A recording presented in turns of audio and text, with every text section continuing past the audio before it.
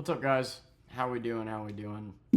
So, in my Jeremy Ramblins video, I talked about how I wanted to make a video for advice for recovering addicts. But before I did that, I thought I would make a video about my history with drugs and overcoming it. And I'm about to hit 5 years sober, and I wanted to talk about it. Now, I don't want to make this video too long, but to talk about this, it might end up being a long video. I've talked about it quite a bit. I am on Subutex. Some call that cheating. I don't really care. I went from 4 to 1 a day, and I'm trying to get off that 1 a day. It's a slow, tedious process, and 4 a day is such an insane dose to be on. But I gotta explain to you why and how I got there. My drug addiction started when I was really young, and my mother gave me my first perk tin. I was either 9 or 10, I can't quite remember. Young enough that I was crying because my kitten died. We were on our way to Memphis, and we were doing this road trip, and she didn't want me to be bummed out during this road trip. So after getting a call from her racist, abusive boyfriend and finding out that my kitten died, I started crying, and she handed me this pill. I'm 9. I don't even know what drugs are, and I took it. She didn't say what it was. I didn't even think about it. I just took it. And next thing I know, I felt better than I have ever felt in my entire life. I loved it. I absolutely fell in love with the feeling of that. How it just melted away. All my issues, all my problems with life, all my frustrations with my family, with my mother, with her abusive partners, it just made me feel warm and happy. And that's a feeling that I didn't experience much growing up. And my mother started using that as a bribe to get me to go over to her abusive boyfriend's house. But I didn't want to go over there. It was, here, we'll give you a combo, you'll be fine. And by combo, I mean a perk with a Soma. A Soma is a muscle relaxer, and basically the two work together to make a more powerful buzz, right? So that was her way of bribing me to go over to her abusive, racist boyfriend's house. I understand that what I'm telling you right now might be a little hard to believe, but it's true. My mother had me when she was 15, and, well, I guess at this point that would have made her 24 or 25. Not only did she give me my first pain pill, but she gave me my first drink. She gave me my first joint.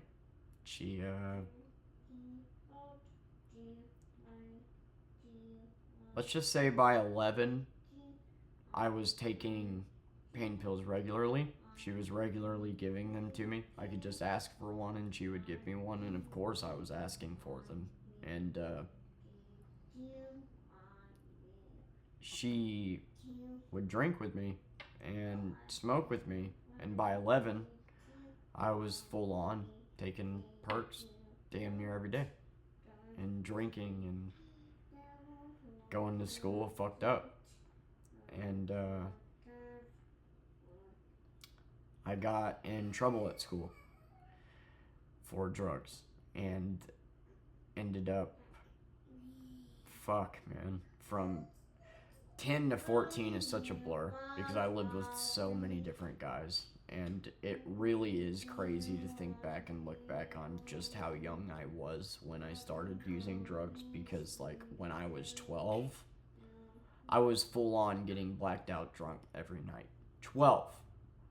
I was in rehab by 14, And when I say rehab, I'm not talking a 30-day program that doesn't teach you shit and then you get out. I'm talking about you're there until you earn your way out. I was there for 6 months. There were some people that were there for a year.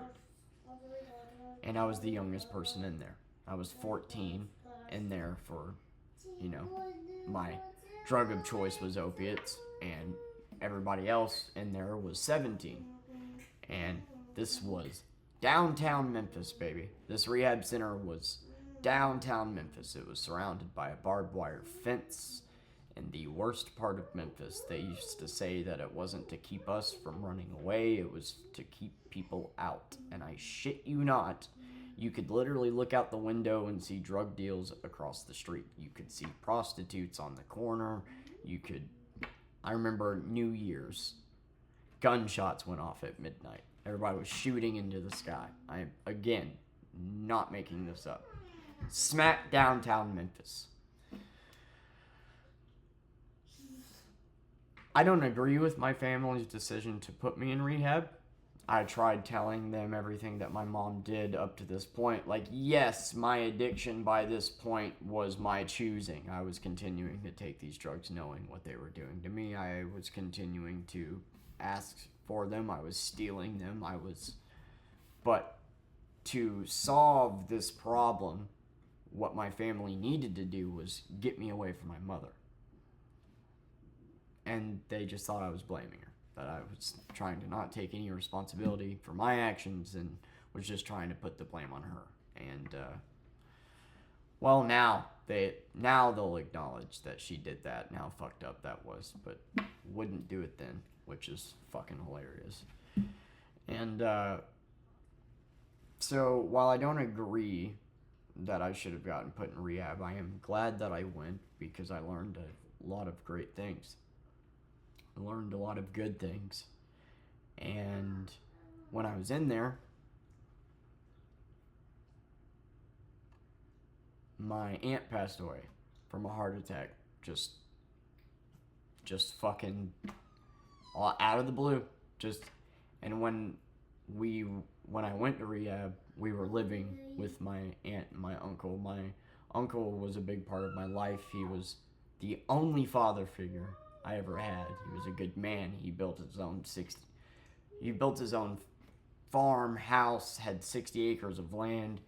He was an awesome man. He was a strong person. And my first job was mowing his lawns for $5 an hour. And when I was in rehab, my aunt passed away. Just suddenly. She just said, "I'm dizzy," and then fell over and died of a heart attack. And this happened while I was in rehab, and after it happened, I was able to get a day pass, a couple day pass, where I was able to basically, with all these rules and ground rules, I was basically at the phase in rehab where I was allowed to get these day passes and go out for a day, and this was extended because of a death, so I was able to come home and attend my aunt's funeral. And I saw my uncle, and he was just a wreck. This was his second wife that passed away. And his last words to me were, he put his hand on my shoulder and he looked me dead in the eye and he said, "Always keep your head up. Stay strong in there. And that I know you will overcome this. Just keep your head up." And then he fucking killed himself. He did it about 2 months after that, and it was actually ended up being the day I got out of rehab. And the night that I got out of rehab, I went and spoke at a treatment center. I turned 15 in rehab. I was 15. And I went and spoke to a treatment center, and what that is like somebody comes in for an hour and they share, like, you share your story, basically, with how deep in drugs you were and whatever, and share your story. And I shared my story about how I got involved in drugs and, became this addict that couldn't live without painkillers, and my entire existence as a goddamn 14-year-old was to get high again, just chasing that high, and it somehow still made straight A's in school. But yeah, I spoke to a treatment center on the day that my uncle killed himself, and just like talked about how like normally right now I would be a mess and I would be going and I would be using, but instead I'm here talking to you and trying to get my pain out that way. It was a really hard day. I don't like talking about it. My uncle was literally the one man in my life that was worth admiring, that was worth looking up to. And to see somebody so strong and so good-willed and so determined give up, it was heartbreaking. For his death to be in vain and just everything he ever built, and to see somebody that positive, that hardworking, that that determined, and to give up. How do you have any hope coming out of that? And we were close. We were really close. We rode four-wheelers and dirt bikes together all the time, and we would build trails, we had 60 acres of land, so a lot of times we would build dirt bike trails and shit, and would, get chainsaws and chop shit down and create paths, and we spent a lot of time together, and we played a lot of ping pong, and we were damn good at it. I'm really good at ping pong because of him. And losing him sucked. When I got out of rehab, though, life was decent. And my mom, for the first time ever, actually met a good man. And he made decent money. And I lived in a decent house for the first time ever, a nice house, and he was a good man, and he actually asked me permission before dating my mom. He's the only guy that ever did that. All the other ones were just crackheads that were just looking to get laid, but him, he literally wanted my permission. He was a stand-up guy, and I stayed sober for 3 years, and I met a girl who looked like Margot Robbie and who was smart as hell, and we dated the entire time I was in high school, and she was my neighbor. And for a brief moment, life seemed good. I'm just trying to talk about my drug problem here. Maybe I'll talk about my horrible childhood stories with her abusive exes in a different video, but my life up to this point was horrible. And this was the first time that my mom had a good man. We had a good house. And life seemed suspiciously good. And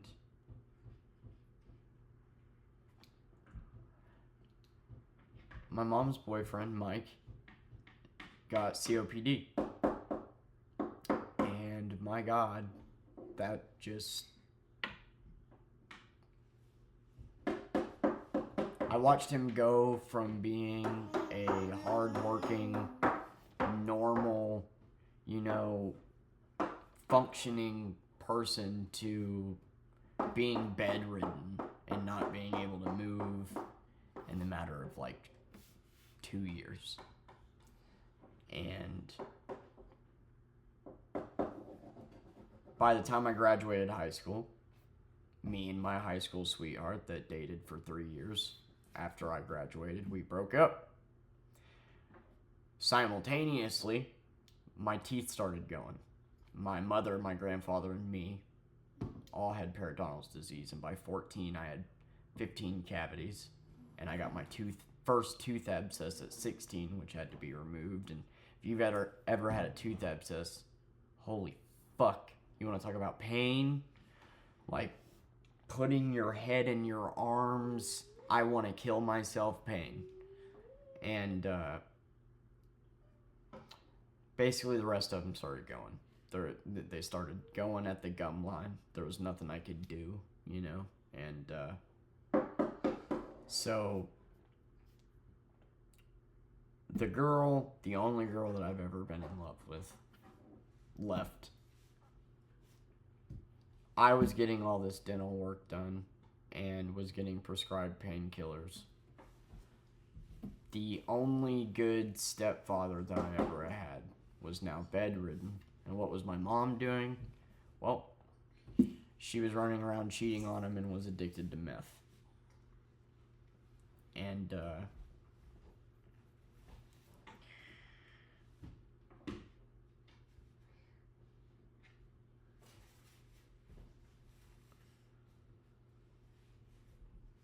he died. He died and watched the family that he brought together fall apart. And that's 2 men now that I admired, that were really good men, that just died. Their life, all their accomplishments, all their wants, their goals, just amounted to nothing. And he got to watch the woman that he spent the rest of his life with cheat on him and treat him like he was a baby. She would literally text the person that she was cheating on him with that she was babysitting and shit like that. And she was awful. And this is when me and my mother's relationship really started going downhill. And I hit 18 and unfortunately was still getting dental work done. So now I was no longer sober because I was getting prescribed perks. And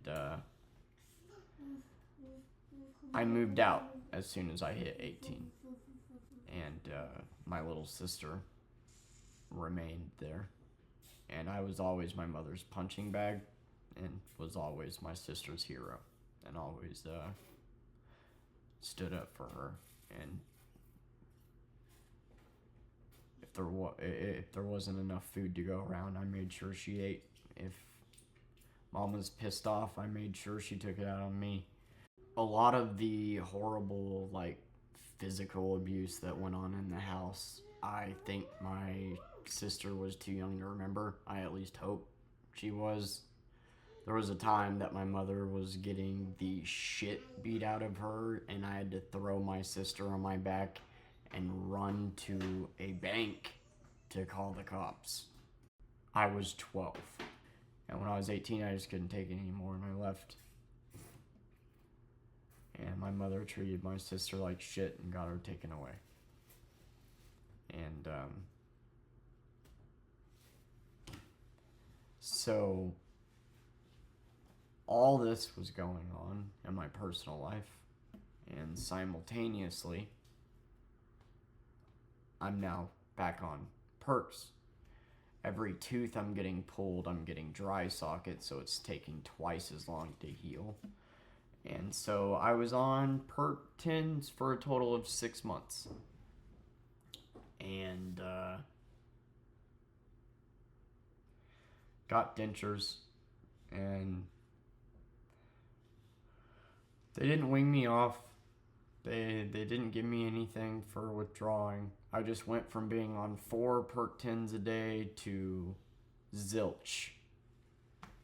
And when this process started, you know, I was living at home, still had my girlfriend, like, things were still okay, but when this was done, by the time all my teeth were finally gone, this is where I was at in life. And now I'm not getting these drugs anymore. And I think you can guess basically what happened after that. And with how I was doing emotionally, mentally, and obviously just the physical withdrawal from that made me go down a really dark road to where I was hanging out with people I shouldn't, where I was always trying to get my hands on pills. Did heroin once, not with an IV or anything. And but I say that to point out that, like, that's how desperate I was getting. I lost my high school sweetheart. I lost my family. I watched a dude die. I no longer had my mother, and my sister was gone. And I was practically fucking homeless. And I was couch surfing. I was addicted to drugs. And whenever I didn't have painkillers, I would drink. And from 18 to 22, that's what I did. My existence was just chasing the next high. If I couldn't get opiates, it would be alcohol, and I would binge it, man. I would go weeks, a month straight of just drinking every day, waking up, get the shakes, got the tremors, half pint just to feel normal. But now you're feeling kind of good, so now you take another one. Now you're feeling a little bit too good, now you take another one, now you're drunk again. And I found a opiate replacement, kratom, and started getting really hooked on that. I started doing all these things to try to mimic the feeling of opiates, like poppy seed tea, kratom, Tiana, and was drinking. And for 4 years, man, I just sat there basically living with one of my mom's exes, who I want to say is a good man, but he's really not. He did provide me with a place to stay, and he did help me quite a bit, but as far as, like, a role model goes, he's really not much of one. Me and this guy bonded because right before I went to rehab, and right before we started living with my aunt and uncle, we were living with this guy. And my mom took full advantage of this guy. He was a nice guy, and she cheated on him, treated him like shit, used his money. And we bonded over her abuse. Me and him would get drunk together at night, and he would be crying about her, and I would be sitting there trying to comfort him as a 14-year-old kid.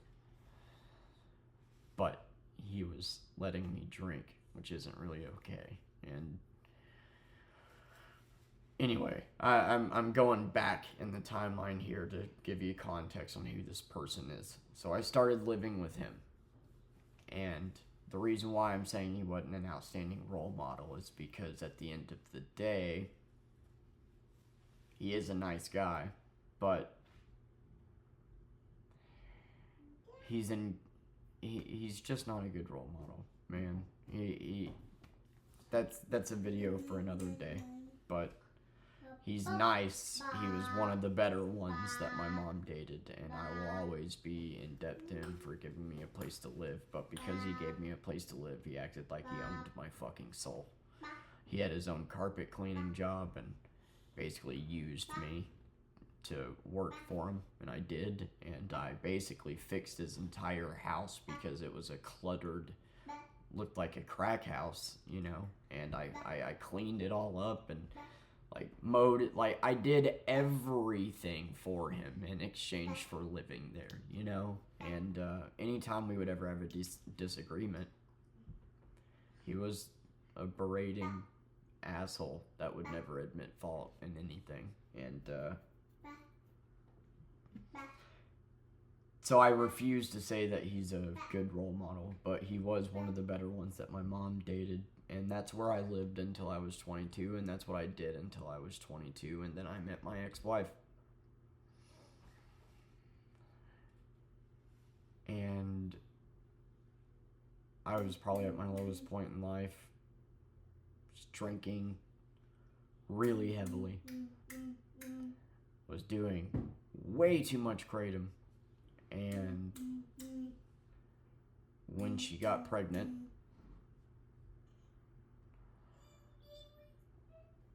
I got sober. I went through the alcohol withdrawals. I laid there for a week thinking I was going to die. Probably should have actually done it in the hospital, but I did it, and I went through it, and I haven't touched alcohol since. But as far as the opiates went, I had to get on Subutex to deal with the withdrawals from that, and a lot of people are going to consider that cheating. I started off on 4 a day, which is actually more than what a doctor is supposed to prescribe. Medicaid won't even cover that, so they'll only cover up to 3 a day. So I had to pay for that 4th one out of pocket. But I had been on opiates from 10 to 14, and then from 18 to 22. So being on these things, drinking, smoking constantly, like at 12 years old, I could pop 10 perk 10s and be just fine. I remember one time I bought drugs from somebody when I was like 19, and I bought like, I don't know,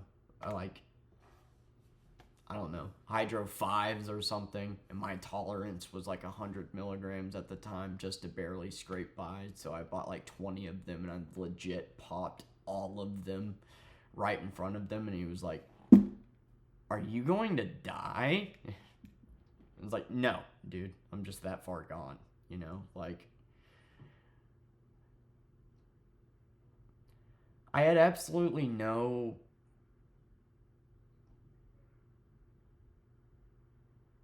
self-esteem,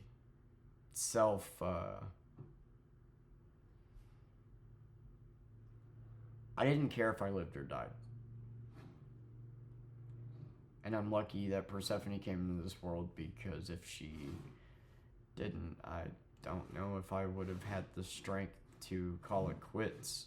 But I knew that I didn't want her to grow up like I did. And so when I got through the alcohol withdrawals and was still doing the kratom, you know, I just could not seem to deal with the withdrawals of opiates. So I got on Subutex. I got on Suboxone first, but Suboxone I had weird reactions to.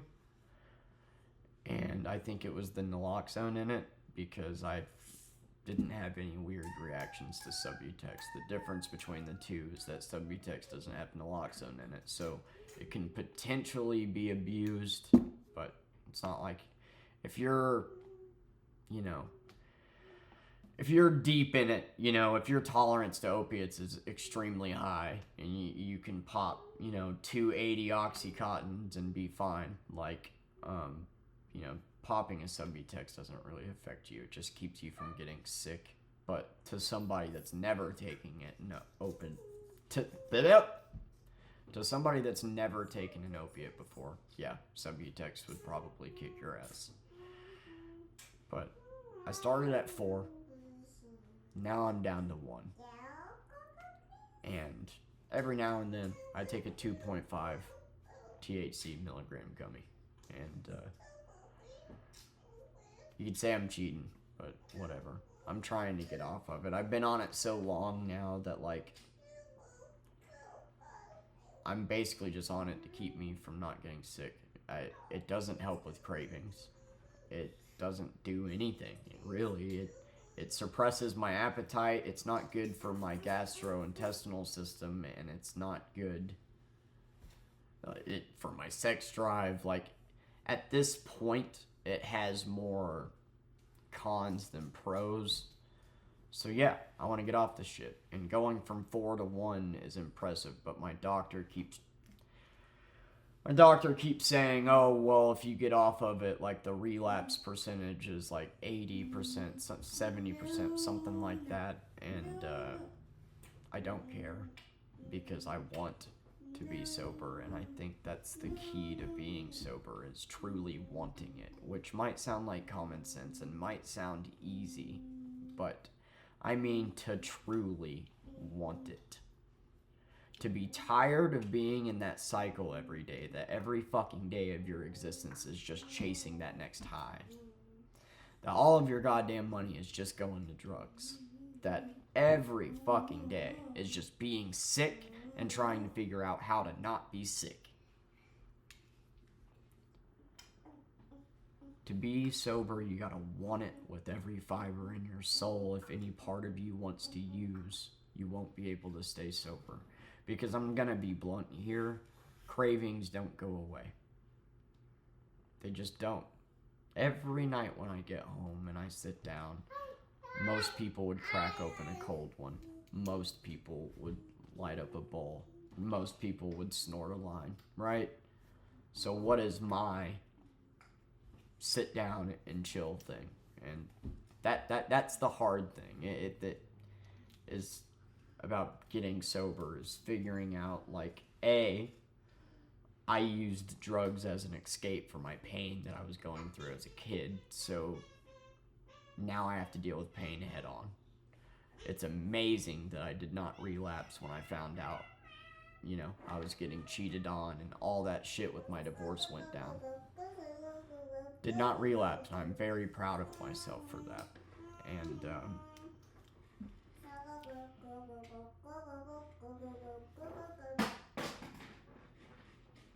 Persephone coming into this world made me want to be a better me, and just made me take a long, hard look in the mirror and realize that I wanted better for myself, and that I matter, and that I need to be better than what my mother was to me. So I went through the alcohol withdrawals, I got on Subutex, and I've slowly tapered down. And here we are. I'm 5 years sober. It is hard. I do have cravings every day. It is boring, and that's why I say I'm trying to figure out what my hobbies are. And now that I have no drugs to mask my anxiety, I am seeing how bad my anxiety problems really are, which, of course, is a result of doing drugs with a developing brain, right? And not mixed with how I was raised. And, but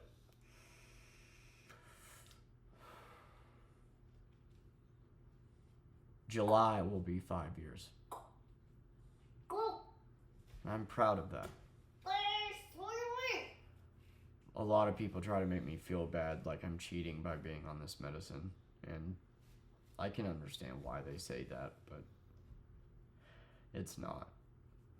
And I just wanted to make this video because if I'm gonna do an advice on recovering addicts or whatever video, I feel like I need to talk about my story first and let you know who that advice is coming from. I'm lucky that I had a person and a purpose to get sober for, because if she never came around, I don't know if I ever would have been able to beat it. And I'm still trying to get off that last pill. And until I do, I don't know if I can really even consider myself to have beaten it. But I do know that I want to try, despite the doctor's warnings against doing so, because I don't like being on it.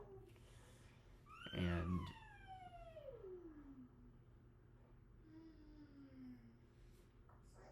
yeah, it's hard. It really is. When I was sober from 14 to 18, I was actually like I wasn't on Subutex or anything. Like, I was sober. I was going to, conventions and shit. That's actually one of the first dates me and my ex-girlfriend went on. Was Archipaw. It was a little campground at Mount Pettigene, and you went camping for 3 days, and you play Mafia all night, and like they're really fun conventions. It's for young people, young adults in AA, and it's been a long journey, but somehow I pulled through. And you know, if you're watching this, you matter. You can too. And a lot of people look at drug addicts and treat them like they're less than human. Oh, it's your fault. It was your choice. And yeah, it was. After my mom gave it to me and shit, that was her doing, but me choosing to keep taking it afterwards was my choice. That is correct. But I don't think people understand how many different forms addiction comes in, you know? People are on their 5th cup of coffee today and on their 6th hour on TikTok. What do you think that is? You know? Some people are addicted to porn. Some people are addicted to work. It comes in many different forms. And the hardest part about being sober to me is figuring out what my thing is when I get home. Okay, I worked today, the baby's in bed, now I can kick it up. And it's a 2.5 THC CBD gummy. Yeah, you could say that that's not being completely sober. I don't care. Bite me. And I literally take it for sleep. That's why I take it. It's mixed with CBD and CBN, and it helps me sleep. And it's such a low dose of THC because I have panic attacks if I take too much. A 10 milligram gummy, which is like a normal dose, would literally probably put me in a hospital for a panic attack. So, I hope this video inspires somebody, you know, and I'm gonna do another video on, like I said, advice for recovering addicts. But the biggest thing is you just gotta want it with every fiber in your fucking soul. You gotta be tired of being that person. And addiction's a really serious thing, and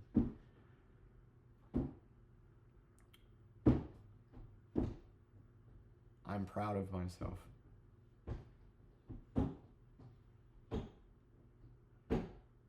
There's a lot of parents out there that can't kick it for their kids. My mother didn't.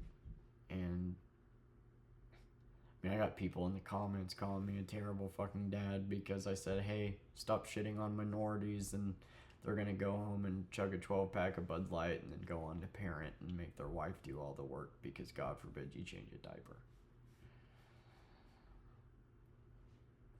And I don't know, quitting drugs is one of the most admirable, most hard things I think anybody can do. And while a lot of people shrug it off and whatever, the whole addiction is a disease thing people love to debate, but that's literally what you're taught in rehab. That is what doctors teach you, is that it's a disease. It's not an excuse for your actions when you're high. It's not an excuse to use. It's literally what you're taught. So when you're shitting on somebody calling addiction a disease, you're actually shitting on somebody's recovery. Because like the 12-step program, it is all about addiction being a disease and following, like, it is, and this helps people get sober. Why would you shit on that? Like, some people are addicted to sex, some people are addicted, you know, like, most of the world is addicted to something. Eating, fucking social media attention. Mine was just drugs. And 5 years sober. I'm fucking proud of that. I know this video is long and it's emotional, but like I said in the Jeremy Ramblins video, I felt like I need to do more videos talking about my personal trauma, even if it makes me uncomfortable. And, well, drug addiction is a big part of my life, was, anyway. And, I feel like it was worth talking about. I hope this video helps somebody. If you're out there going through the same things, if you're a recovered addict, my heart goes out to you. Your strength is admirable, and your life matters. I love you guys.